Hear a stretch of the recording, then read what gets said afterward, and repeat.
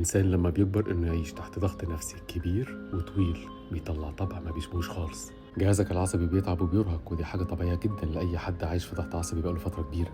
علشان كده أول علامة بتظهر على الشخص ده بتلاقي عنده مشكلة في المرونة والتواصل مع الناس اللي حواليه، يعني بالعربي كده بتلاقيه تنشن أو منعزل شوية.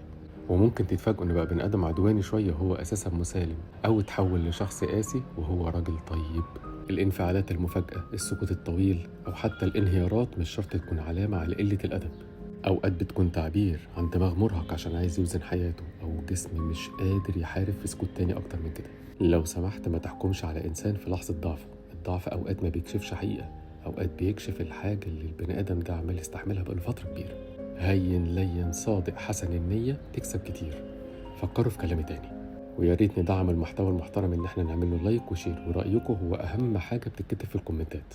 انا هيثم المعداوي، وان شاء الله في المستقبل هكون واحد من اشهر الناس في مصر. اشوفكم المرة الجاية، مع السلامة.